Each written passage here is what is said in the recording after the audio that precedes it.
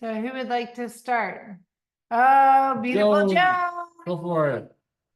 I have to confess, I only came on after I heard about Tim, because the very last time I was on, I think the last time we were just had a drunken party. We were just like, whoa.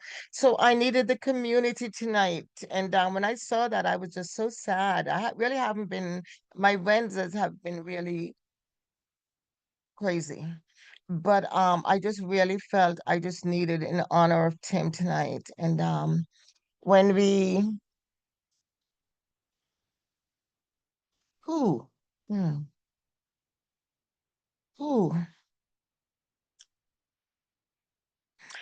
And just to honor him, and the Lord is releasing in the body how we begin to honor each other. And I felt the need to honor him tonight. I remember the vibrancy and just his love to share and to prophesy and so forth. And I never read the chapter. I just didn't know. I was just really just gonna come on like crazy. But whoa, Shana,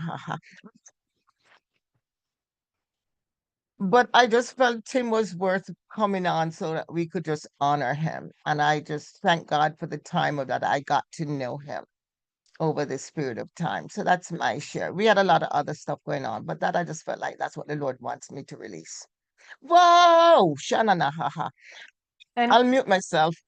I thought it was so poignant that Rachel shared the video from when he came out of the group with you, Joan, and I sent that to his wife, and how he said that Joan was like on fire, and then you guys just had like a drunken party. And We were serving wine that night. The wine was flowing. And he was a heavy drinker too. So he loved the joy, and I thought that was so wonderful. Heavy drinker in the spirit, just to Yeah. clarify for anybody watching Yeah. this later. It just doesn't seem the same. I expected to see his face pop up as it does for the last 3 years. He hardly missed a time. So.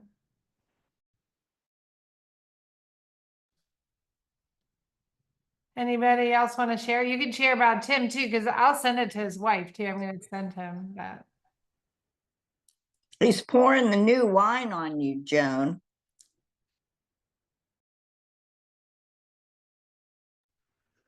Yeah, I also want to honor Tim. I did not know him long. Only I started with 1 Corinthians, and I was once in his group, and he so blessed me as well. I felt when I read it this morning that, oh no, I will miss him so much. He was like a father to me, but I know he is rejoicing in heaven. I know, but I want to honor him and his wife too. I will think of her and pray for her, that in this time of grief, that she is just so experience the presence of the Lord. And I will miss him dearly. He was the one who touched me so much. I really love that man. And I look forward to see him too. Yeah. And we will see him again. He was quite a guy. Yes. He really heard the Lord. He did. Keisha. Yeah, just in keeping with that vein, verse 17, where it talks about we communicate from the transparent innocence of a face-to-face encounter with God. I just love the fact that Tim was so free with the expression of his innocence. It was unadulterated, and it was just light, so light and so full of fun and joy and care for others. He literally was always willing to bring some kind of strength or nourishment to others. And I think that just gives us a validation for what we're seeing here. And I guess from that, I would say to each one of us, just to not be tender-footed with the innocence that the Father has given to us. Like literally just, I know the world talks about live your truth, But he is the way, the truth, and the life. We don't have to live our truth. We are the truth because the truth is on the inside of us, right? And that's where the innocence becomes legitimized fully. So we're fully authorized. I love it. I love it. Rachel. First, I just want to start out by saying I felt that Tim was just here laughing about with all of us, just being a part of this experience. And that he said that like this is a time to learn how to tap into the spirit in a new way. And then when I hit verse 14 and it started talking about like us being the fragrance and us being the scent of God, I just suddenly had this revelation, and I felt like it was something that Tim had always known, and like a lot of us have known, is that the reason smell was used is because you can smell things for longer than you could hear something. You can smell things for longer. You could smell something, and when you walk up to it and there's nothing there, but you still know it's there because you still smell it. And it's something that no matter what, our connection, we know that it's real because that sense tells us that it's real, even if all the rest of our senses tell us that it's not real. And that's how the spirit is almost. It's like a part of us that is so real that even if it seems invisible, there's always a little sense or a little part of us that's always aware that it is real and it is here. That was my revelation tonight. Very good, Rachel. Beautiful, Rachel. Anybody else want to share? Adrian. Oh man, that's quite some heavy news. I love Tim because I know him from John Crowder's study. We used to that's why I met him, and now saw him here as well. And we had some good chats together as well. So man, yeah, so that's quite a surprise. I was just posted him the other day, like I think it was about a month ago, and yeah, I didn't know that there was anything was happening. But sure, that's quite a surprise. But yeah, so I was just blessed though by tonight though, some of the guys chatting. That was really good. But yeah, well, Tim's watching us now anyway, so so he's not gone. He's just in a different place. But so about the fragrance of Christ, that's so powerful. What you were saying, what they were talking about tonight, and speaking people's identity, their innocence, their redeemed innocence to them. That's so powerful as well. Like I've just found out that's the key to evangelism. I didn't understand evangelism until I understood that you got to speak people's identity to them, even if they're like the worst people. You can just speak their identity to them. You are Christ is in you, and you are like holy, and you are wonderful. And if people start seeing that, they start believing it because it's all by faith. And you can preach people into the kingdom by preaching their identity to them, like who they are in Christ. And even if they're in the most fallen state, that you can preach redemption to them instead of preaching all the bad things and hell and threatening them and terrorizing people and pouring them over the coals. And you can just like love them and tell them about who they are in Christ. And that's such a different approach. It's like a complete turnaround, the complete opposite. But that actually results in life going to others when you preach their true state, their true selves to them, and you see them as their true selves. Yeah. So that's awesome. Excellent, Adrian. Sean, just for a minute before Tina, did you have your hand raised? Van Dyke? I did. I don't know how to put the hand up. I figure you Go didn't. for it. You could go and then we'll do Tina. Okay, okay. Yeah, I was in a group with Tim back, well, a few times actually. And I can remember sharing just how my desire to share with my family this whole new grace gospel and all. And he could see the urgency in my heart of just wanting my kids to see this newfound truth. And he just said, you don't have to do anything. You just have to just be. And tonight I got it. I finally, with through this 2:14, I am overwhelmed with gratitude. Wherever my travels take me, I am so aware that God always leads us as trophies in his triumph victory parade. What he knows to be true about us in Christ is apparent wherever we go, and this unveiling diffuses through us like a perfume of sweet aroma.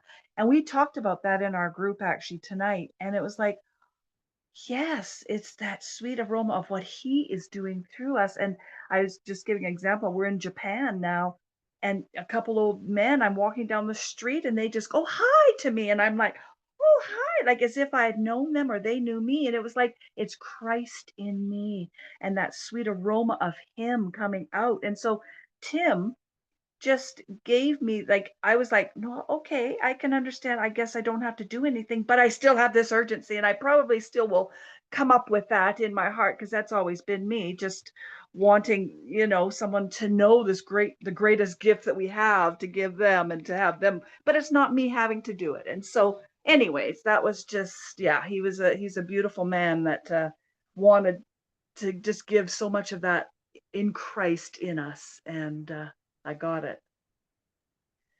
That's awesome. That's awesome. I love that. Tina? Yeah, I was just gonna say too with Tim, one of the first times I was on this MirrorWord study group, Tim, one of the first things that he said to me, there was flowers on my desk, and he's like, "Oh, I love those flowers that you have there, Tina." And I was actually thinking of that the other day.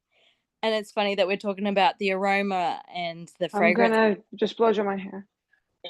Yeah, so I was just thinking of, the fragrance of Christ, and it's like, oh, he's pointing out flowers on my desk where he is the fragrance of Christ. He has the fragrance of Christ in him. And yeah, it was just a cool memory that I had of him, and yep, that we are the fragrance of Christ. And so is he, even where he is now. And I also had a glimpse too of where he is now, that I just saw him in full joy and laughing on the ground, and then he just turned over and looked, oh, what are you doing here? When did you get here? Like just no time had passed. So yeah, that's all. That is cool. What are you gonna say? I was gonna say my fondest memory of Tim is we had Adrian and Aaron in our group and Tim, and we were driving to Minneapolis to fly out. And a lot of times we stopped at Jesse's to do the meeting, and then Ileana in there too. oh yeah, Ileana was in there too. And were you in there Joan too? Joan, do you remember that? I was and then all of a sudden Adrian wasn't familiar with any of this kind of joy stuff. And Tim, all of a sudden, all of us just started laughing. And we laughed our way because we were doing the small group and this group from our car as we were driving. And we literally just started laughing, and we just laughed. I think we laughed for the whole time, and then came back for this group. So just the joy that he always brought. And also it was so cool because I don't know how many times ago it was, he said, this group, we need to do a communion service. And so then we did it a couple of weeks later. We did a communion service, and it was such a beautiful, if everybody remember, we all brought our wine and our bread, and we had a communion service on the Zoom group, and it was actually so wonderful and powerful. And I was reminded of that because he said, we should really do a communion service in this. And then the next week was about the communion. 1 Corinthians 11. Yeah, it was 1 Corinthians 11, so it wasn't even that long ago. But it was beautiful. So Tim really brought a lot to our group. He was a gentle giant, and he had a lot of great things to say. And he actually really, really had great prophecies. He really had a lot of interesting. He called us up all the time with this. Okay, so Deborah? I I am so sorry. I came in late and I just found out that Tim had passed. And I known Tim when we went to Father's Heart Ministries together. It was an online, and then I met him in person at a conference. And I am very sad because I mean, I've known him for so long. I know he's in a better place and all, but he has been one dude that has changed and helped my life, because while I was in that school of ministry and I knew about prophecy and everything, and we took all these classes, he was one that give accurate prophetic words, very accurate. And yes, he will be truly missed, because I've known him for at least 10 years now. So, and I just came on, so I don't know. Did he just suddenly pass? Yeah, his wife said she went into the bedroom and found him, that he had passed, that he probably had a heart attack. Okay, thank you. Thank you so much. Holly, did you have something to share? I was just going to add to what you and Patrick were saying about his laugh. You know, like whenever Victor had never met him before until that one time that one of the times when Vic started coming in, and Victor just got a crack out of his laughter, and it just made Victor laugh. And Victor doesn't laugh just like that, but except with Patrick. But anyway, but he just was. He says his laugh was so contagious, you know, and he truly lived the joy of the Lord was his strength, and it was a strength to us. It would strengthen us whenever, because I know one of the time, and of course, like what everybody's saying, I'm just confirming what everybody says about his words of prophecy, you know, and it just amazes me, you know. I got to go to two of his one morning. He invited to go to his radio thing, you know, and he was prophesying to somebody else. I just happened to tap into it, and what he was saying to that person was just so beautiful. And I was like, this truly is a man of God, that his words are true and real. You know, this is when I was first starting here. But anyway, he was just a wonderful person. I'm just so thankful that we did get to have a few times with him and stuff. So he will be greatly missed. But yeah, I love his laugh. Thank you, darling. That's it. This will be such a beautiful gift for his wife, because I'm gonna send it, and she was just so overjoyed with this group. So this will be. Would anybody else like to share before we go? And I'll conclude and stop it.